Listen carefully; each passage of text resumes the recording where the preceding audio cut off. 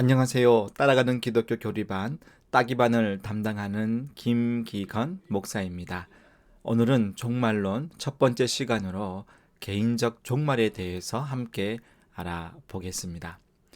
전도서 3장을 보시면 이런 말씀이 있습니다. 범사에 기한이 있고 만사에 다 때가 있다. 날 때가 있고 죽을 때가 있다 라고 하죠. 하나님의 부르심을 받아 이 땅을 떠나는 것을 우리는 죽음이라고 하는데요. 시작이 있으면 끝이 있듯이 개인의 끝이 분명히 있습니다. 그리고 온 세상에 끝도 분명히 있습니다. 오늘은 개인의 삶의 마지막과 그 이후의 모습을 다루는 개인적 종말에 관하여 한번 알아보겠습니다. 죽음은 일반적으로 말하면 생물학적으로 모든 기능이 중지되는 것을 말하죠. 죽음은 이 세상과 영원한 이별을 의미한다고 보고 모두가 끝이라고 이야기를 합니다. 죽음을 생각할 때 언제 어디에서 자신에게 닥칠지 모르기에 불안한 마음을 가지고 삽니다. 그리고 죽음을 의식적으로 아니면 무의식적으로 제껴두고 다른 것에 마음을 두며 살아가기에 바쁘죠. 그러나 죽음은 언젠가는 우리에게 찾아옵니다. 죽음에 대해서 성경은 어떻게 말하고 있을까요? 죽음은요, 존재가 사라지는 것이 아니라 나누어지는 것이라고 말합니다. 마태복음 10장 28절에 이런 말씀을 합니다. 몸은 죽여도 영혼은 능히 죽이지 못하는 자들을 두려워하지 말고 오직 몸과 영혼을 능히 지옥에 멸하실 수 있는 이를 두려워하라. 몸과 영혼, 예수님은 몸과 영혼에 대해서 말씀하시죠. 한 사람이 죽으면 존재가 사라지는 것이 아닙니다. 성경에서 죽음은 영혼과 육체의 분리를 말합니다. 하나님은 사람을 영혼과 육체로 창조하셨는데요.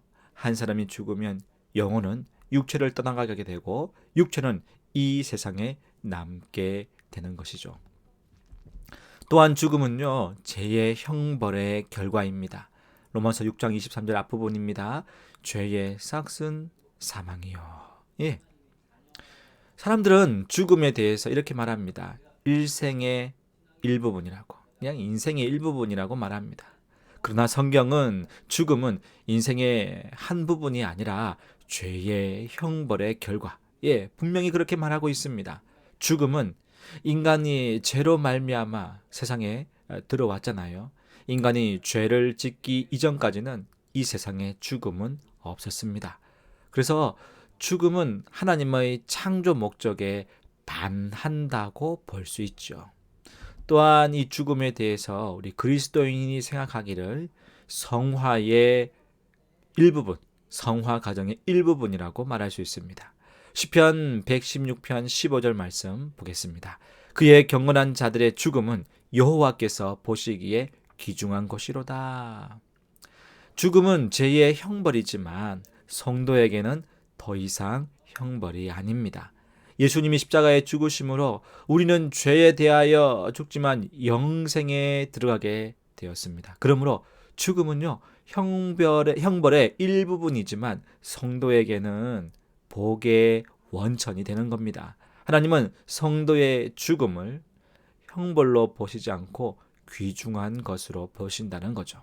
또한요, 그리스도인에게 죽음은 하나님을 섬기는 그 소명이 완료되었다라는 표라고 볼 수 있습니다. 디모데후서 4장 7절 말씀입니다. 나는 선한 싸움을 싸우고 나의 달려갈 길을 마치고 믿음을 지켰으니. 사도 바울은 자신의 죽음을 예상하면서 형장의 이슬로 사라지는 것이 아니라 선한 싸움을 싸우고 달려갈 길을 다 마쳤다고, 그런 완료했다라는 의미로 보았습니다. 그렇죠. 이를 통하여 사명을 완수했다라고 할 수 있죠. 그리고 그리스도인에게 죽음은요, 그리스도와 합하여 부활에 참여하고 그래서 죽음을 극복하고 승리하는 것을 의미한다라고 볼 수 있습니다. 고린도전서 6장 14절 말씀입니다. 하나님이 주를 다시 살리셨고 또한 그의 권능으로 우리를 다시 살리시리라. 아멘. 예수님이 부활의 첫 열매가 되셨잖아요. 이는 죽음을 맞이하신 후에 부활하신 것입니다. 이처럼 우리도 부활에 동참하게 되는데 죽음을 맞이해야 하겠죠. 예수님이 다시 오시는 그날에 우리가 부활하는데 그때는 죽음의 영향력을 완전히 극복하고 완벽한 승리를 하게 되는 그런 날이 됩니다. 이어서 성경에서 말하는 죽음의 종류에 대해서 한번 알아보겠습니다. 먼저는요, 육체의 죽음입니다. 생물학적 죽음이죠. 히브리서 9장 27절에 분명히 말씀합니다. 한 번 죽는 것은 사람에게 정해진 것이요 그 후에는 심판이 있으리니. 육체적 죽음, 곧 영혼과 육체가 분리될 때 그것이 일어나죠. 사람들이 말하는 일반적인 죽음의 의미입니다. 생물학적 기능이 완전히 멈추는 것을 말하죠. 이 죽음은 피할 사람은 아무도 없습니다. 그 다음에 두 번째, 영적 죽음입니다. 에베소서 2장 1절 말씀입니다.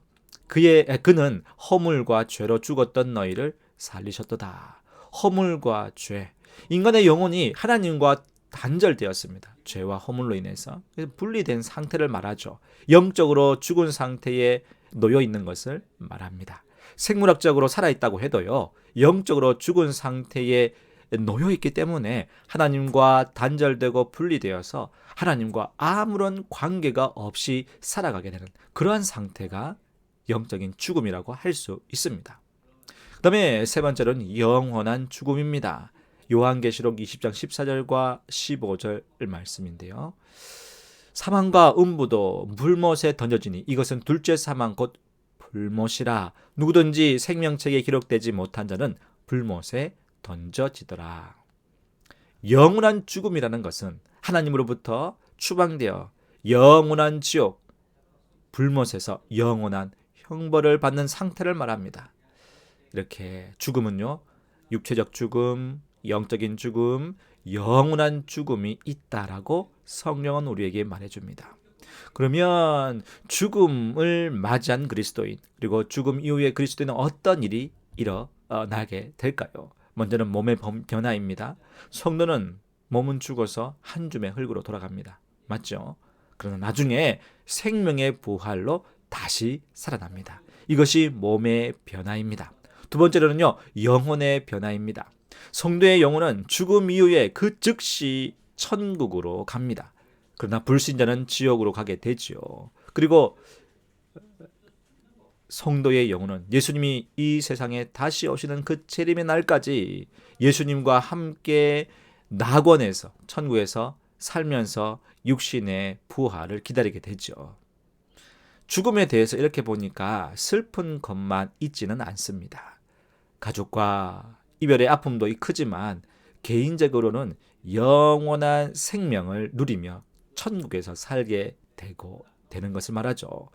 그렇기에 죽음에 대해서 성도는 세상 사람들처럼 부정적이거나 너무 터부시해서는 안 됩니다. 죽음에 대한 성도는 어떤 태도를 가져야 할까요? 먼저는요, 죽음을 두려워하지 말아야 합니다.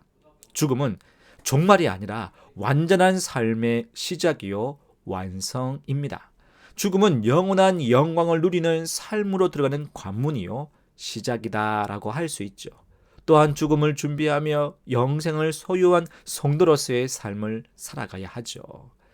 성도에게는 분명 죽음이 찾아옵니다.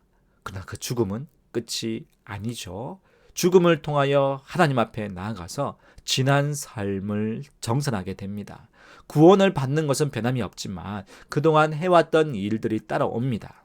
이 세상에 사는 동안에 봉사와 섬김, 사랑으로 영생을 소유한 성도로서의 합당한 삶을 살아가야 되는 거죠. 또한요, 하늘 소망을 품고 살아가야 합니다. 하나님은 성도의 죽음을 귀하게 여기십니다. 죽음을 맞이함으로 우리는 하나님 품에 안기게 되잖아요. 하나님 품에서 누릴 복이 얼마나 큰지를 생각할 때 우리는 하늘 소망을 품고 살아갈 수 있습니다. 또한 우리는 천국 복음을 전하는 일에 힘써야 합니다. 성도에게 죽음은 천국으로 가는 관문이지만 불신자에게 죽음은 어때요? 영원한 지옥으로 가는 관문입니다.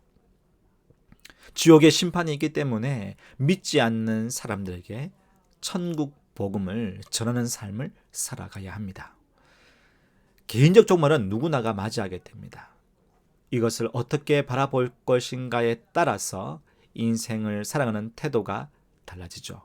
죽음 앞에는 장사가 없습니다. 예수 그리스도를 통해 죽음 너머에 있는 영원한 생명을 소유한다는 진리가 우리 모두에게 변함없이 마음속에 각인되어 있기를 소망합니다. 인생의 남은 날을 계수하는 지혜로운 자는 자신의 인생을 함부로 살지 않습니다. 여러분, 함께 해주셔서 감사합니다. 여러분, 참 잘했어요. 감사합니다.